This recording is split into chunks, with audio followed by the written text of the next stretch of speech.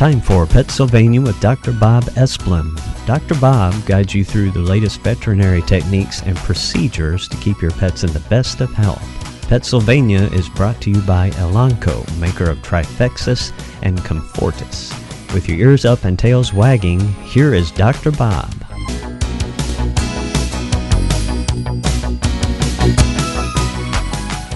Good morning. As we race down, I'm about to go out and do some Christmas shopping. I'm just a little bit behind. They tell me it's coming up here pretty soon. One of the things that's a good thing to suggest, maybe friends of yours that are clients that have an established client-doctor relationship, you could buy them some Trifexis or some Comfortis for their dogs and cats to give them as a stocking stuffer. It'd be a really nice gift. Again, my sponsor Elanco, I really appreciate it. That'd be a great way to help your friends. And the only thing is I can't sell it unless they are a client, but if they are, we can sell that for you. Or you could get them a gift certificate. We're going to talk towards the end of the show a little bit about gift certificates.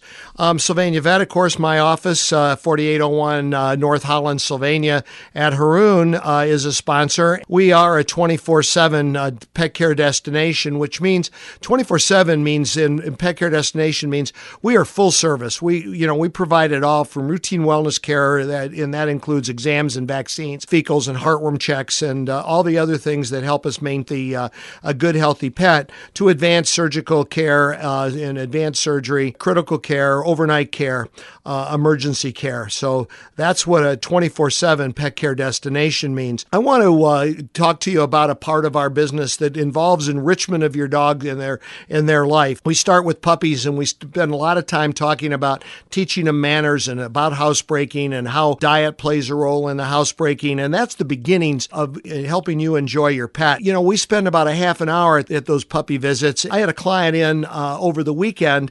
She'd been to her vet 3 times, and the subject of diet, the subject of training had never come up. It was wham bam, thank you, ma'am. Here's your discount coupon vaccine, and they kind of got what they paid for. Know that it's important that you understand the nuances of how to train and make them so that they're a lot of fun to have around the house, and so that they don't jump up on you or Aunt Tilly when she comes and scratches her arms or tears her nylon. So we don't want that to happen. In addition to that, we have behavioral counseling if problems have developed and they need some guidance, and we will sit down and do a behavioral consult and put a plan together to solve a problem. That comes from separation anxiety all the way through disruptive behavior. We want to deal with that early. To help head that off, we have obedience classes that we hold regularly, and they start with puppy development and continue through basic manners and basic obedience, and we're looking to add some additional classes in 2013. And then there's daycare, the ability for the dogs to come and play with other dogs and exercise and not be home alone. And in a dog who might be recovering from an injury or an illness or is a little too old to go to daycare and play hard, we have Never Home Alone, where they get a lot of attention and they're with us rather than being home by themselves and not stimulated. That's all the enrichment part of our 24/7 pet care destination. Chocolate comes up all the time. Chocolate ingestion episode this week. So given the holidays and the amount of chocolate that seems to change hands at the holidays as gifts, it's important that I remind you that if there is an issue with your pet ingesting chocolate, give us a call. We have the famous chocolate calculator disc that we use. It's from the ASPCA Poison Control Center, and it helps us take into account the size of the dog, the quality of the chocolate that's used.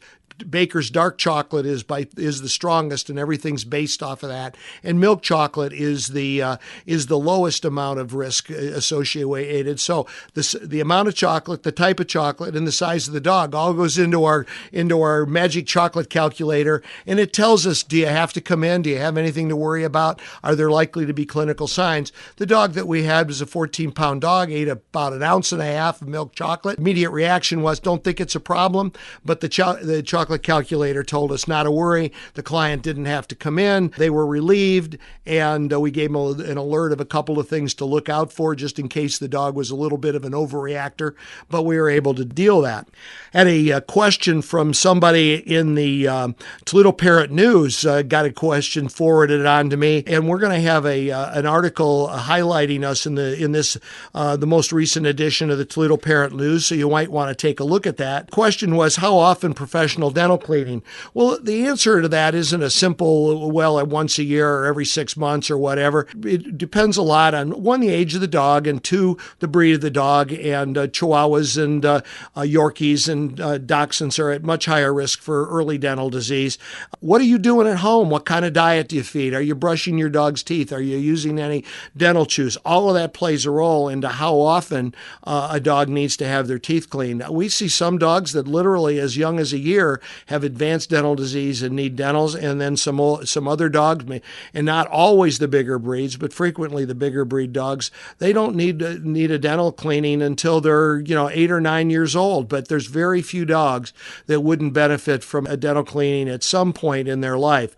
But the more you do at home, the less you have to ask us to do a professional dental cleaning, and a professional dental cleaning must for sure be done under anesthesia, because there just isn't enough sitting quiet allowing us to do a thorough cleaning, getting up underneath the gum line to clean the plaque, and it's never sufficient to just scrape the tartar that you see off. What you're in effect doing is masking a more severely advancing condition that's going to lead to severe periodontal disease, pain, bad breath, and the loss of teeth. My granddaughter, bless her heart, little Kate, got for her 9th birthday, she wanted a hamster. Out my daughter and son-in-law went, and they got a hamster for Katie, and she named her Emily. And so what I did is they had all these questions, and I'm not the hamster expert at the office, and so I had him call one of our exotic doctors, and in this case it was Dr. Melanie, who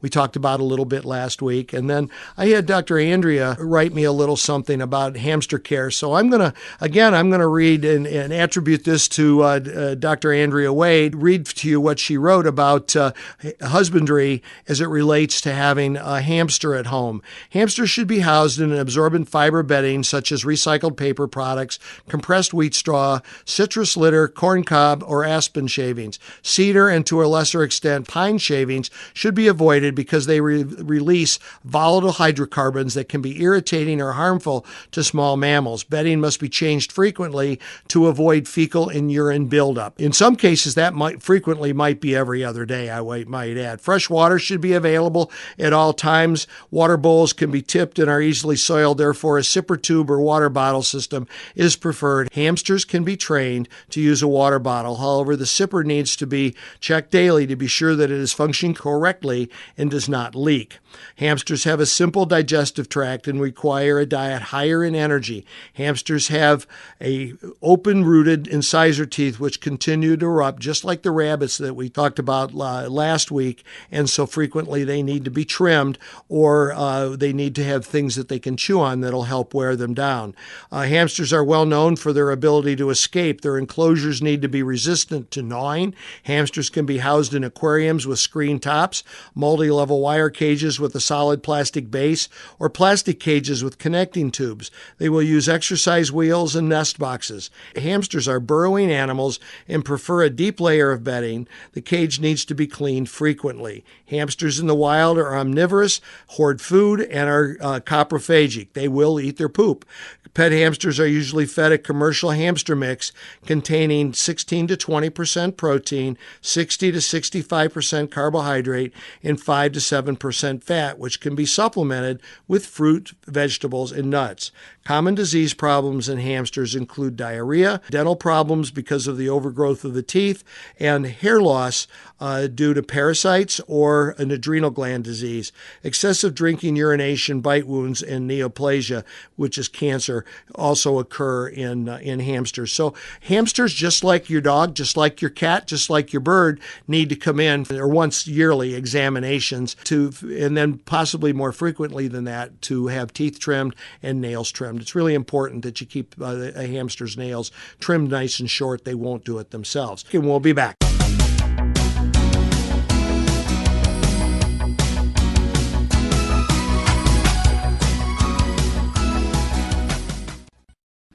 There's lots of ways of getting in touch with me and sending questions to me, in addition to request at WSYLradio.com. I'm very active on Facebook, and you can track me down there as Robert Esplin. Make a friend request. I will, of course, accept, and I'm willing to accept all your questions. I'll answer them in real time, and then if I can bring them on air, I'll do that as well. Sylvania Vet also has a page, and you can go on there and like Sylvania Vet, and there's lots of great ways to keep track of us there. And then we have another website that relates to us, and that's Help Save Lola. Lola is a dog that many of you know about, that a year and a half ago we saved its life because it was we took over the ownership of this dog when it was trying to nurse a litter of 7 puppies and not being properly nourished, and its hair coat was matted and full of maggots. And we brought this dog back to great health, and Lola's story is a great one, and she has followers all over the world that are friends on Facebook of Help Save Lola. That's a really cool thing. We had a staff meeting this week, and at the staff meeting, a new organization in the area, which has started a method of contacting through social media your friends and promoting other businesses, and it's called Gift, and it's spelled GIVT.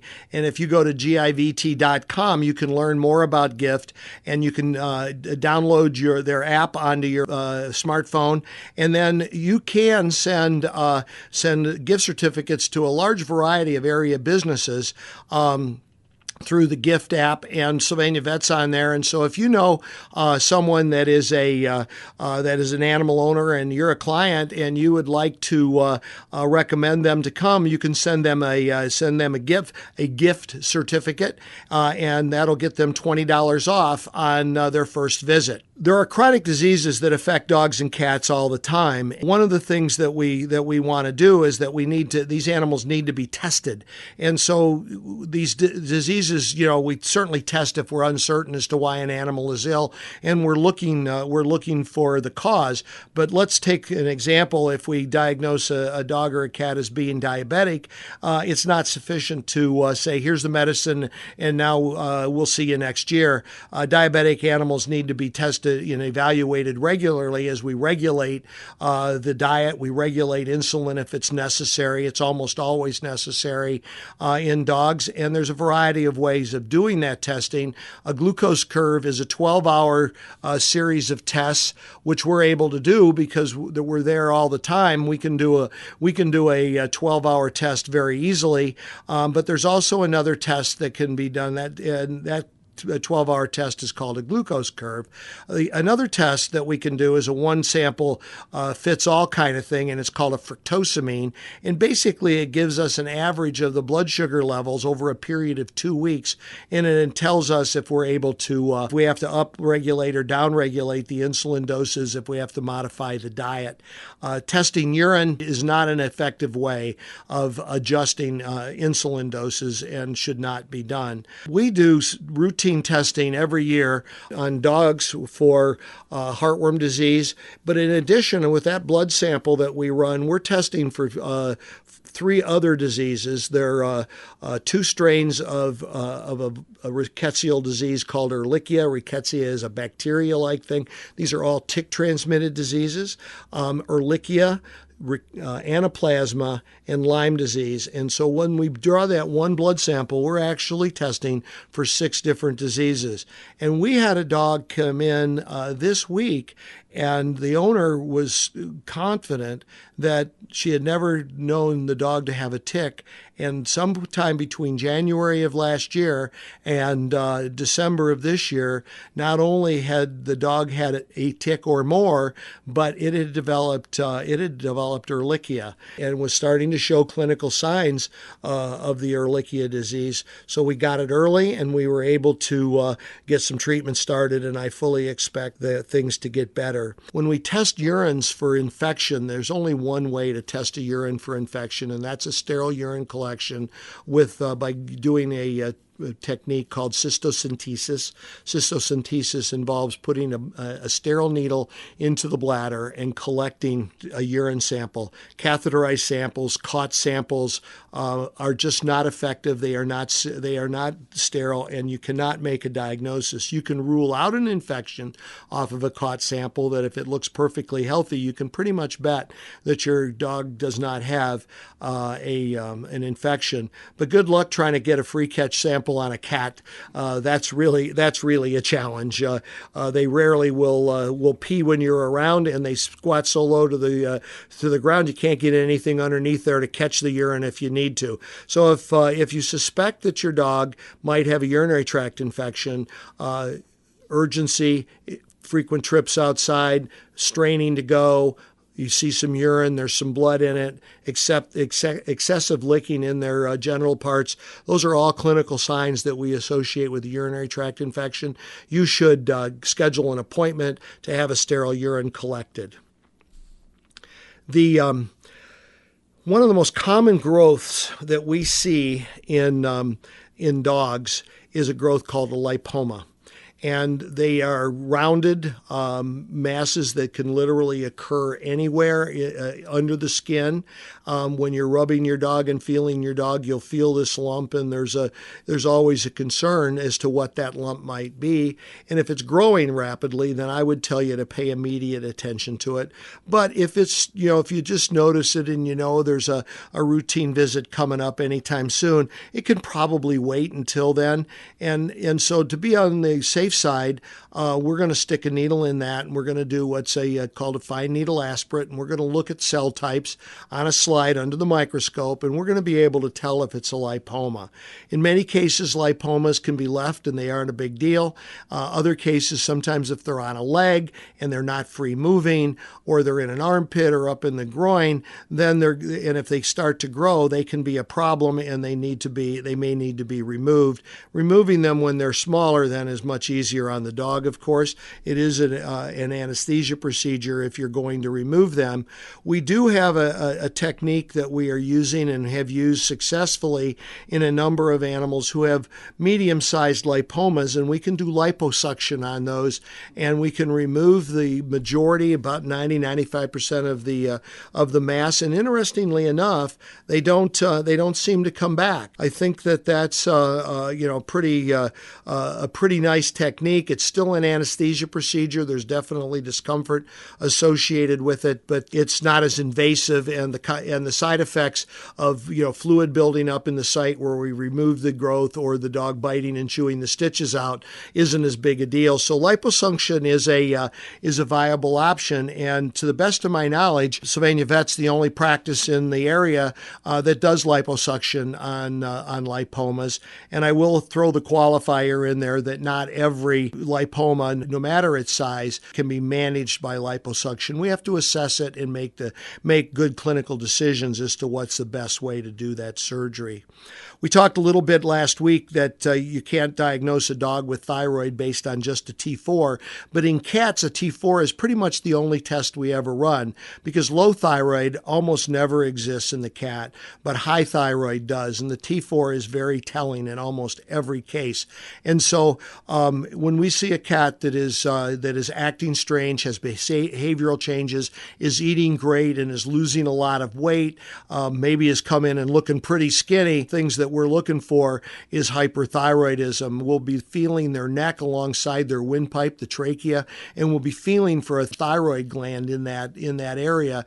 And we can feel that lump. In some cases, you can actually see it. Hyperthyroid occurs in humans. That disease is called called Graves' disease in humans. And the clinical signs are pretty much similar in that a person with Graves' disease will show unusual behaviors and be voraciously hungry and still lose weight. That's a part for us in an older cat. That's a part of our basic workup as we look for disease processes that might cause great appetites and weight loss. So hyperthyroidism, diabetes are the top two things on that list. When we come back from break, I'm going to talk to you about how we treat hyperthyroidism in cats.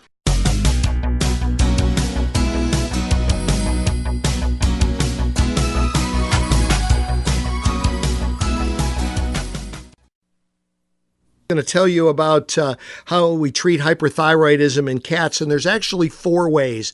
There's and there's no one way that's perfect, and I'm going to go through to 1 through 4, with 4 being the most definitive. And we start with 1, which is daily doses of a product called methimazole. Normally, you have to give it twice a day, and it shuts down the thyroid and shuts down the thyroid production and enables us to control it. But we need monitoring at least every 3 months, and we need to check a blood count as well, because the methimazole can have an impact on the bone marrow.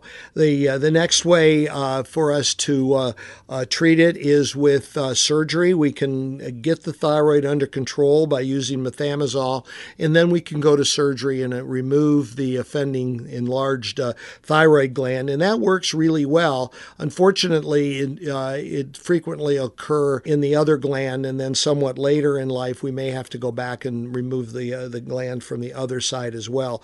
We don't usually, even if both glands are enlarged, we don't usually do both of them at the same time.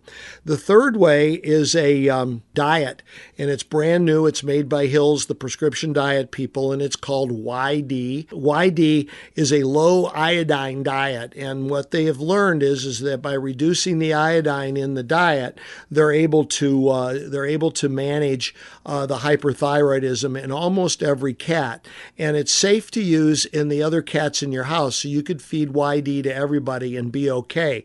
Now the problem is that you must be perfect about that. We had a client in this week that we had gone through everything with this client, made it clear. What about, that question of what about no, don't you understand? What about feed nothing else, don't you understand? Well, it turns out that they were feeding about 10% of another canned food to this kitty, and it happened to be a fish product, which is really high in iodine, and this cat's thyroid had only decreased like 0.3 instead of getting down to normal. So a little bit of re-education, and hopefully next month we'll find that the thyroid is going where we want it. And then the most definitive way is radioactive iodine therapy, and cats that get treated with radioactive iodine therapy have to be referred to a practice up in Lincoln Park, Michigan. There's federal licenses that are assigned to people that manage these radioactive materials, and so those licenses are limited, and there's no one in the Toledo area that can do it. We've actually looked into doing it, but we can't figure out where we would isolate the animals. We'd have to completely restructure some areas of the hospital, and we're not quite ready to do that as yet. So that there are 4 ways to manage hyperthyroid. It is a manageable condition. It's not going to be a cure, except radioiodine does cure the condition. So it goes away. It's not going to come back, and so it's in the lifetime of the animal. You're going to probably spend about as much as you would if you had radioiodine therapy, but you're just going to encounter that expense all at once. It costs about $1,200 to treat a cat with radioiodine.